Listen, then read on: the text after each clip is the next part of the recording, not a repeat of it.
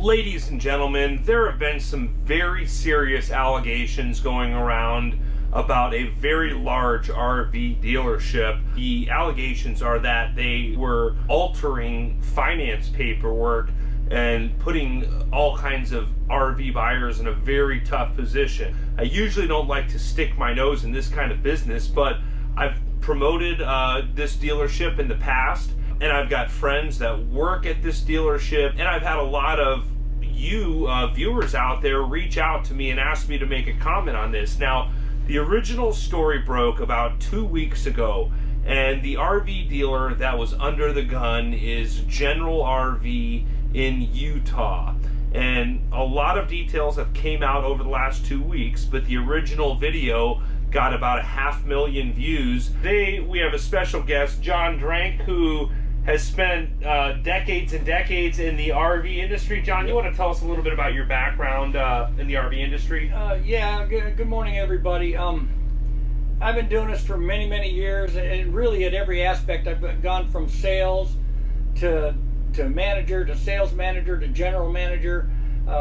So I've dealt with the lenders, I've dealt with the finance companies, I've dealt with the warranty companies extensively. All right, and so there's a lot that goes on in that. So, but this General RV situation, a little unusual. You were with one of the largest RV dealers. How long with one of the largest RV dealers in the country? About 10 years. About 10 years, okay. Yeah. We watched the video. We just got done watching the video, and a lot of you have seen it on the internet. John, you want to kind of explain to us from an RV dealer's aspect what happened? When this first happened, and they even divulged the name of the finance company in the other video, so when I first heard it, I looked at Andrew and I said, this has to be Mountain America, because they do those kind of loans. So the balloon payment loan is not totally unheard of. Mountain America will do a loan based on a 20-year payment, but at the end of 10 years, there's a balloon payment due that would force you to refinance the other 10 years. All right, so basically they're doing 10 years at a time, but your payment still reflects that of a 240-month loan. They are more lenient with their criteria to qualify than most lenders. So typically, that's how they break that up. Now, for General to not divulge it and kind of hide it on their paperwork, that really sounds like the work of a rogue finance manager to me. Really? Right? Yes. Wow. Yeah, that's somebody who's trying to get loans bought, and he probably did it on his own.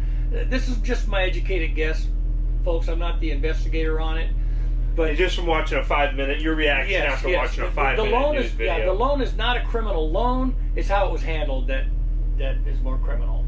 Now, do you think something like this would be broad across all of General RV, and folks that have maybe purchased from other General RV locations or other big box dealership should look out for something like this, or was this probably an isolated incident with one manager? As long as I've been doing this, I've never seen anybody do this. It leads me to believe it's an isolated person that was doing this. And sure, he's probably no longer with the company. I'm sure General caught on to it and got rid of him. And that would be standard procedure anywhere.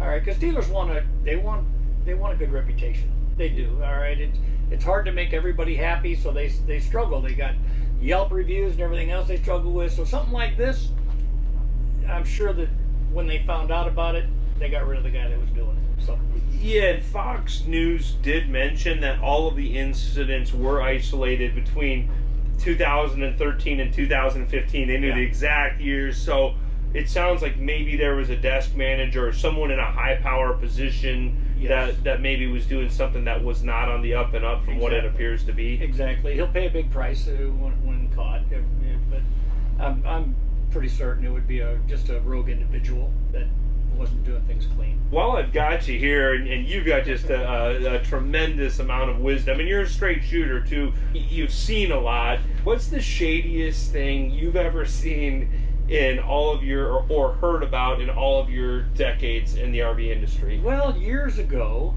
many years ago, there were some dealerships that were using Oregon addresses because there's no sales tax in Oregon. All right, and so they were actually using their own personal addresses. I heard on about paperwork. that. Yeah. That's about as shady as it gets. All right, and they've all taken a serious slap on the wrist over it.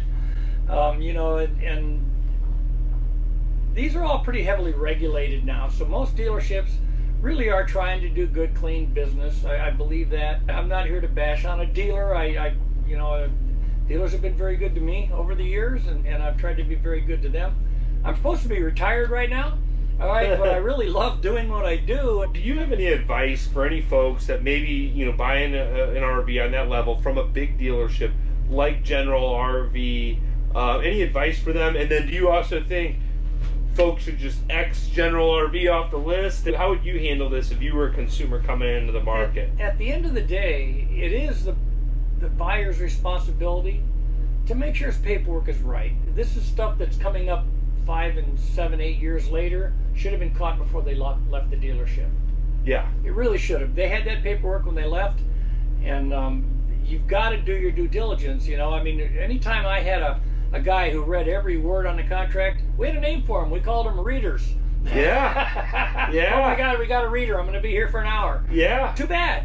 Too bad. Take your time and read the paperwork. Every line in that contract, you're signing your name for a lot of money. And as you know, some of these folks in this news article, I mean, they're getting stuck with $70,000, $80,000 balloon payments. They are, or they're going to have to refinance for that other length of time. But the truth is that during all these years they've been making that payment was based on a 240-month loan. So it's not as ugly as it sounds. The fact is the real criminal thing here is that they didn't agree to it up front. Yeah, right.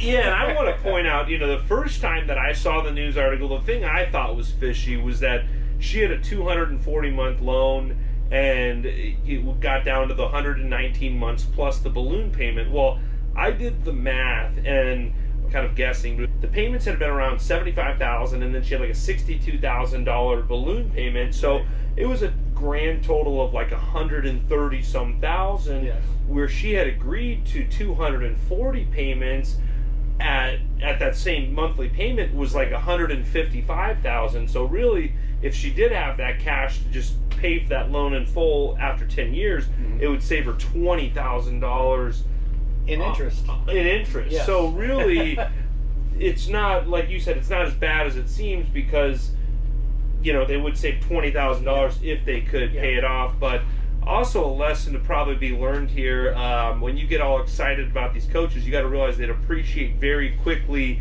and you got to think 5, 10, 15, 20 years, you accelerate the depreciation. Yes. Say you're buying a 2021 Newmar Dutch Star, and you sign up for a 20-year loan. Look at what a 2005 Newmar Dutch Star is worth now, and look at what your payments are still going to be in 15 years. It could get pretty ugly. Have you seen some people? What's the worst thing you've seen happen to a person buying an RV? Or well, you know, if you're going to buy a new RV, guys, the key is down payment. All right, you've got to put a sizable down payment on these loans. Even though the banks will say, "Oh, 10% down and we'll finance you," 10%, that's your tax and license. That's all it is. You haven't even touched the principal. You haven't touched the principal, and they just don't want to finance your tax and license. So that doesn't help you, all right? I mean, if you're really looking at both ends of your loan and what's best for you, you're going to come in with 25%. Minimum. Okay, minimum, all right? Because that protects you. That, you know, should the world go right, I was here in 09 when everything tanked, all right? And I had people who were taking seconds on their homes to buy coaches and stuff. And it was an awakening, you know, it was. Right now the market's super strong, and hopefully it'll stay that way, but protect yourself with that cash down, all right? I mean, if you can really afford to buy the coach, you can afford to put some money down. Yeah. You know? Yeah. No, I agree with that, and I'm a big fan of Dave Ramsey. Any Dave Ramsey fans out there, you can appreciate that. He would tell you to just buy the coach cash, have no payments, and then you don't have to pay any interest, which actually, that's going to be the cheapest way to buy a coach, because if you buy a coach and you're paying all that interest, like that lady with the Thor, it was a $100,000 RV, but with her payments, it was $150,000 she was paying, where if she just bought it outright, it would have saved her $50,000. Right.